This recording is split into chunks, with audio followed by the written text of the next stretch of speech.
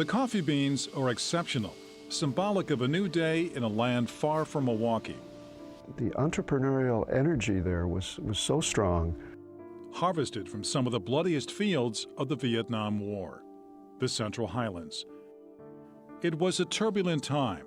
I think we just realized we were probably going to die. In the U.S. and Indochina. I went to right in the battle zone where guns fighting all over the place. A life-changing experience. It turned me into someone who was grateful for life, and it made a profound difference. I mean, I decided I'm going to do something with my life. 40-year-old images still burn in the American psyche, but time marches on. Former enemies are talking. He asked me, well, how'd you guys keep your weapons dry and stuff like that? And building a future. Daily life in Vietnam is vibrant, enterprising, and worldly. It's not that country anymore. It's not just a country of farmers, rice farmers with coolie hats and black pajamas. It's a very contemporary society. Vietnam is a destination. It's like a farmer's market, but like in the city. They wondered why we were doing certain things, like, why are we doing this, Mom?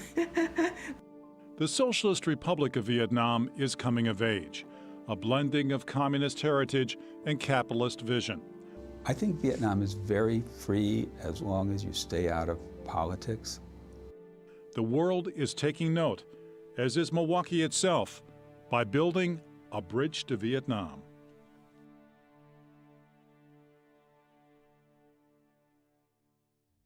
Hello, I'm Mark Siegrist. Some bridges to Vietnam are tangible monuments. Others extend from the human spirit. Life will never be the same for Jane Brown and her husband, Jeff. They were 3 and 6 months old when we brought them to here to Elm Grove. Not since their trip to Hanoi back in 2001. We were ready to parent 2 more children after raising 2 daughters. And we waited 18 months for the call to say, it's time to come over and meet the babies and file the paperwork that needed to be filed. Well, it was just a great joy to go over there and to meet infants who had been born in Hanoi, which was a city that I had very negative connotations. Meet Zach and Jack Brown today. A couple of typical Milwaukee area kids whose interests range from making videos to outdoor sports. Well, we have a place in Wauwatosa where there's a lot of bike jumps, and we go there pretty often. How typically Milwaukee? About a year ago, Jeff and Jane Brown took their adopted sons back to Vietnam for a deeper cultural experience. The boys' first return visit since birth. It was eye-opening. It was different because they had different lifestyles. Even if it was in the cities, it's different because there's a lot more people outside walking around. But Jack and Zach are no strangers to their own heritage. Over the years, the Brown family has stayed well connected to Vietnamese tradition. I think that it helps them accept themselves more, the more they can understand about their culture, and for them to see that we are welcoming of people that are like them in their house. It makes them feel more, at ease. Remember that negative feeling that Jeff Brown said he once had for Hanoi? Well, that changed quickly after meeting his 2 infant sons for the first time. And how did the adoption of Jack and Zach open your eyes to the potential of Vietnam from a cultural sense, economic sense? When I went there, the first thing, other than meet the boys, after I met the boys, I thought, I want to invest in this place. Because the entrepreneurial energy there was so strong. And that's exactly what Jeff Brown did, building bridges to Vietnam in a variety of ways. Microfinancing small startups, serving as a liaison for business, culture, and education, and more recently, a venture of his own, Temple Hills Coffee, grown and harvested in the Vietnamese mountain village of Co Dat, where we're working with farmers to help develop their community and their income through their capacity to grow the best quality coffee that Vietnam can produce. 1,700 pounds of specialty beans, the highest quality yet, arrived in Milwaukee last spring. It's probably the only specialty grade coffee available in the Western Hemisphere from Vietnam. A Temple Hills partner, Anodyne Coffee Roasting Company, provides the warehousing as Jeff continues to develop his emerging business. We have our own brand and it's available online, but we're also making the beans themselves available to other roasters so they can offer it under their own label, their own brand, but they also can sell it in coffee shops around the country. So why is Jeff Brown investing in Vietnam's future? In short, he's convinced that Vietnam has the makings of a global leader. What happened to Japan? Well, they figured out that they could grow their economy by growing quality, by creating quality. And so who's the best, who's got the reputation now as the best producer of, say, certain kinds of electronics?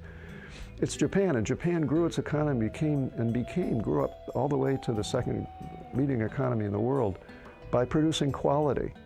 That's what I want to do with Vietnam. Where does your passion for being so connected to Vietnam right now come from? Where do I get passion? I think it's, again, I think it's from coming of age during the Vietnam War and just being part of the most important single development that shaped our culture, our American culture. It still affects the way our culture, our government, and our relationships work. And it had the biggest impact of any other single event, I think, on my generation and the generation that followed. A profound impact became an intimate connection by raising two kids from Hanoi with a global vision of their own. What does the world need to know about Vietnam? Well, it's a very beautiful place. There's a lot of very cool architecture, and the geography is very interesting. There's a lot of different caves and a lot of different features you can visit in Vietnam. Well, here we usually just have a rectangular shape for a building, but there it's whatever they can fit it. They'll put them all together along each other and try to get as much space as they can. So urban life is a lot closer. Yeah. The buildings are a lot closer. Taking Zach and Jack back to their roots was worth the effort. Initially, the boys were anxious to be back home in Milwaukee, but the experience has left a lasting impression. What was it like bringing Jack and Zach back to Vietnam? It made me feel good to be showing them their country and to try to show them all the different aspects of the country and not try to color it at all either, so that they could form their own opinions. I saw a lot of different crops that Wisconsin doesn't grow. Mm-hmm. Wisconsin doesn't really grow sugarcane, but Vietnam grows sugarcane. Sugarcane is a big crop in Vietnam.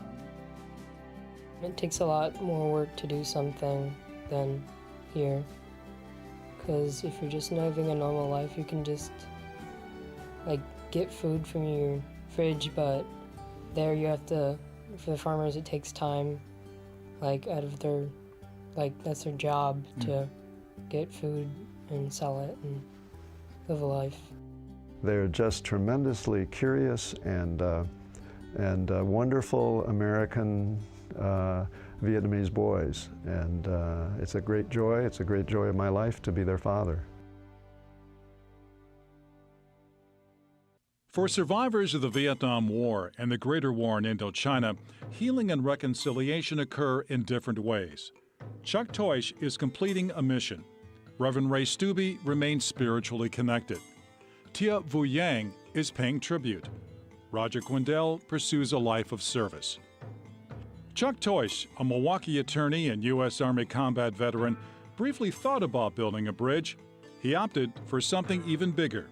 That was back in 1999. He was visiting the town of Duc Pho in the central province of Quang Ngai, Toish's old battle zone. The meeting was extraordinary. It involved coming face to face with a former enemy named Hoang Quoc Ve. During the war, Ve was the Viet Cong leader of strategic planning, where Chuck Toish was serving. What did you both talk about? We talked about how you kept your weapons dry, how we get sick, the damn mosquitoes. We talked about human things that everybody's stuck with if you're going to fight a war in Southeast Asia. We had quite an exchange. The conversation then turned to local needs, replacing washed-out bridges and children's literacy. That's when Children's Library International was born. The town of Duc Pho dedicated its library in 2001. Since then, Chuck Toish's initiative has spread to more than 30 sites in the region, mostly in Vietnam itself, where education is changing.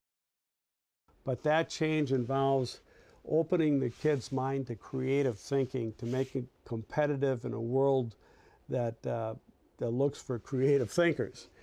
And Vietnam is historic for having strong rote thinkers. They'll memorize what they're told to memorize with a great discipline and great aplomb, and that's important.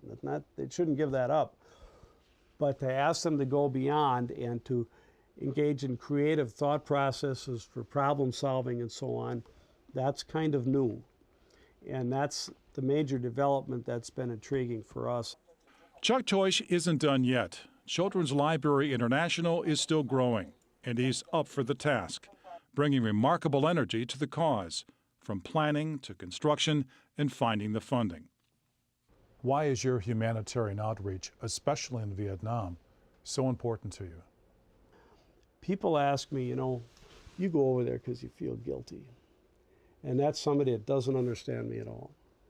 Because the reason I'm there is because I'm an American, and this is what Americans do.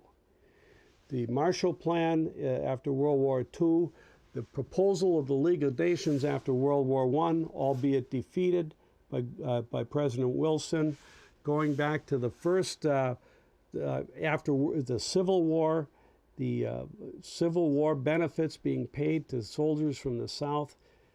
It's not new for Americans to show up after a war and try to heal the wounds of the fallen comrades on both sides. Two former enemies in the Vietnam War were keeping their weapons dry for a reason: survival. But that wasn't enough. They both wanted a much younger generation to be better served, with books and computers and a brighter future. Former Navy chaplain Ray Stubbe carries the memory of the Vietnam War in his heart and in his soul. He'll never forget the guys, and he still stays in touch with many of them today. Vietnam for me is the young 19, 20-year-olds that I got to know who are probably as a group the best people that I've ever known in my whole life. Ministering to the Marines during the Battle of Khe Sanh was about as tough as it gets. The fighting was intense. It lasted for months.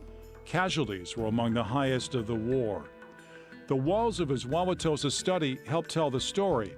Reverend Stubbe was obviously challenged to inspire faith under fire, but it was the men he was serving who often inspired him. What kind of selfless acts do you remember witnessing? These are people that would give their last drops of water, last bits of bread, and dash out during incoming when they could be injured themselves, just to pull somebody back to safety.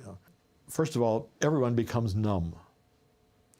You don't, emotion, I think it's just a human way of shutting down emotions so that you can do what you have to do to survive. Reverend Stubbe regards selfless acts of courage like that as highly spiritual, the presence of God in a moment of crisis. In fact, many of the men Stubbe knew in battle have gone on to pursue higher callings of their own.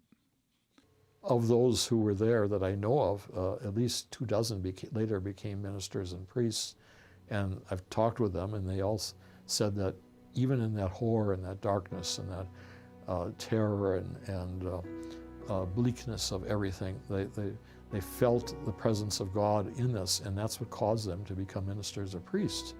Those who have passed through the darker aspects of human life are probably in a better position to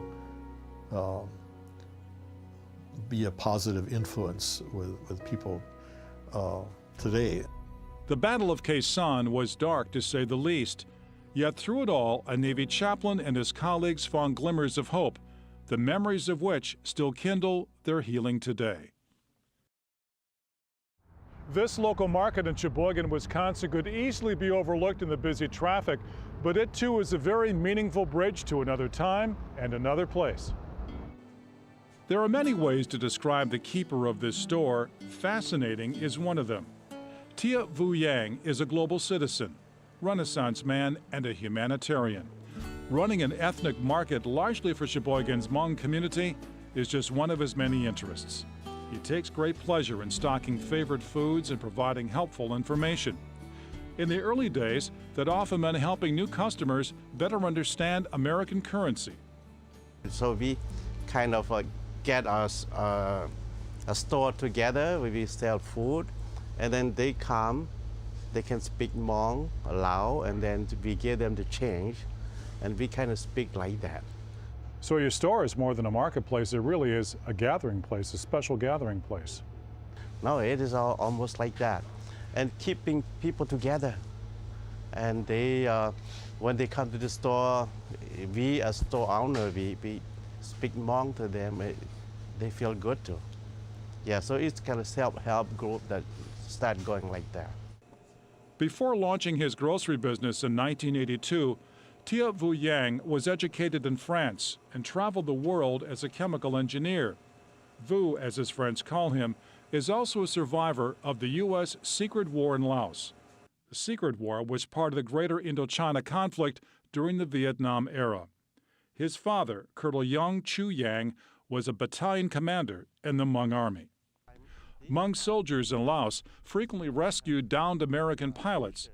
They also were instrumental in disrupting the North Vietnamese supply line along the Ho Chi Minh Trail. As a teenage civilian, Vu knew the danger well. Friends and family in the military would take him on patrol or invite him on a flight mission. War is not happy things. War is nasty.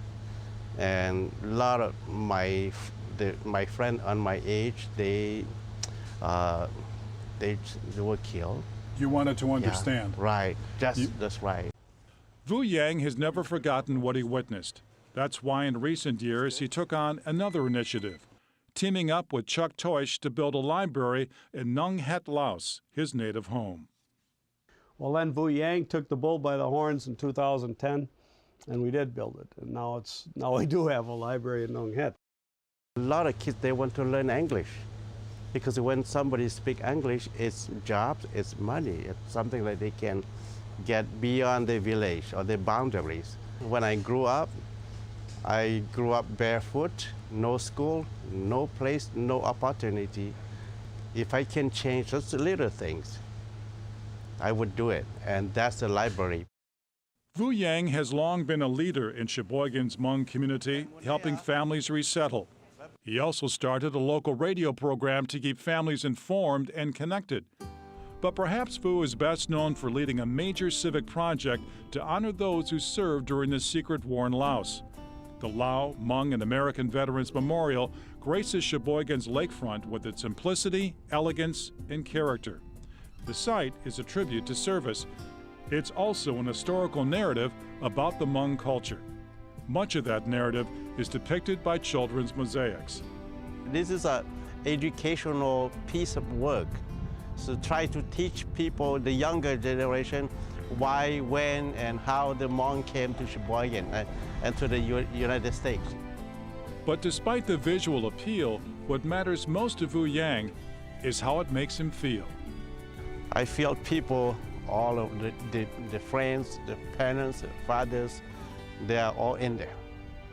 You cannot see them, but they are all in there. In spirit? In spirit, yes. I went to Vietnam because I wanted to do something, I wanted to make a difference, I wanted to be a leader, I wanted to be brave. The Vietnam War was a life changer for Roger Quindell. Milwaukeeans know him well as a former elected county leader, activist, and coach. He's led a life of service with an engaging personality.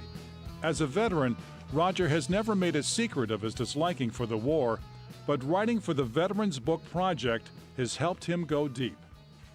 My story is about transformation, that the war wasn't the way I thought it was going to be, and the leadership wasn't what I thought it would be.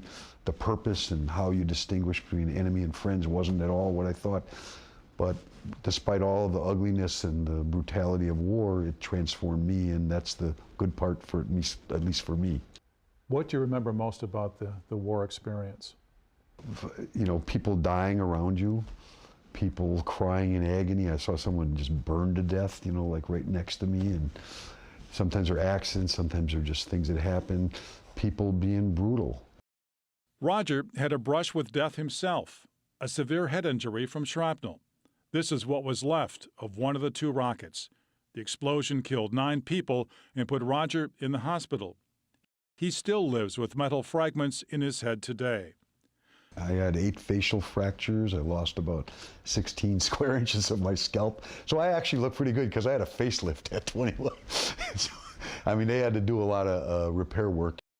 11 weeks in the hospital gave Roger Quindell plenty of time to think, to reassess his life and his mission. Because when I went to the hospital, I'm there in Japan, and I watch Martin Luther King, see it on TV. Martin Luther King gets assassinated and killed, and American cities, including Milwaukee, burning. And I'm in a Japanese hospital, you know, trying to give someone else freedom and democracy. That's what they're telling. I'm going like, man, what are we doing? I got through all that, and what I learned from it is, you know, basically what doesn't kill you makes you stronger. And it made me a stronger person, but it's like, hey, I'm alive. I got to live a life. So that's what I learned from this, is that life is precious, and you got to live one, and other people you know didn't.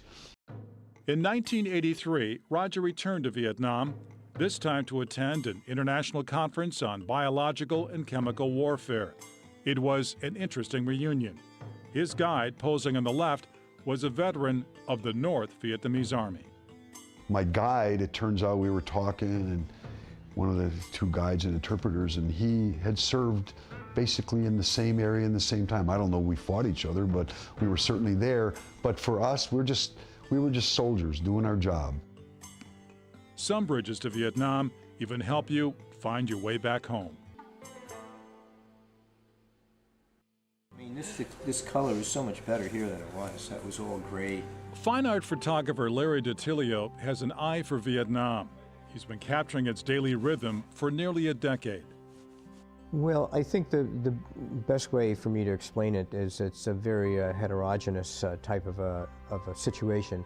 That is to say, there's a great deal more variety in the appearance of things, in the types of relationships that people have between each other, as well as with their land and with their style of life. When you look through your camera lens at Vietnam, what do you see and what do you capture?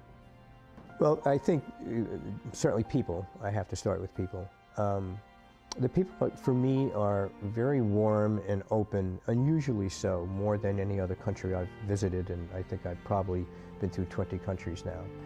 But they are very open and very non-judgmental. And so you never feel that you're really apart from them. As soon as you begin the conversation, they right away seem to draw you in and make you feel that you are now collaborating with them in a way that's very human to me. Larry DiTilio wants outsiders, especially Americans, to know today's Vietnam, to let go of images from the past. I think that this sense of loss that Americans feel from the war, both in terms of not winning something and also the damage done to our own people, is very, very difficult for us to let go of. So he focuses his camera on the breadth of Vietnam, from urban growth to the changing roles of women. Younger women who are in their 20s, who are university educated, typically come from middle-class families and have worldly ambitions, find themselves in a very strong set of conflicts with the traditional cultural expectations, which of course include, let's get married right away and let's have babies right away. DiTilio is just as intrigued by rural life. the landscape, culture, and global connections. They're very aware of what we do, and they aspire to some of the same benefits that we have in our culture. So in that sense, it's a very contemporary modern society, and I don't really think Western people realize how true that is. Larry DiTilio is building his bridge to Vietnam one frame at a time. One of those bridges extends from the Milwaukee campus of Alverno College. Political science associate Professor Russell Brooker knows Vietnam pretty well himself. The cities are getting very large, and the disparity in wealth is very great. From its ancient culture, I think Vietnam was perfectly fine being Vietnam, and now it's becoming much more American. To the political climate. To a great extent, the Communist Party has done wonderful things in that it's kept order, which is very important, and it has allowed the economy to expand dramatically. And the reality of market socialism. Because of the power of the Communist Party, the capitalism is not free to develop as it would, because the Communist Party hierarchy owns a lot of business, controls a lot of businesses, and because of that, its growth is less than it would be, and the welfare of the people is less than it would be otherwise. Dr. Brooker has taught courses in Vietnam on American government. He's also led his Alverno students on frequent visits. One of his favorite photos was taken by a student of this woman. At this point in time, we have traditional Vietnam lingering on with the woman selling her wares at the market. And then we have the new 21st century world in the form of a cell phone. I think the future of Vietnam is one of great economic growth, followed by political instability caused by that great growth and the inequality. And what's going to happen, I don't know. The Socialist Republic of Vietnam is redefining its role as a global citizen. A former enemy nation is assisting in that effort. Building a post-war bridge doesn't come easily. It takes time. Some of those bridges even extend from Milwaukee itself, through family, education, enterprise, and healing.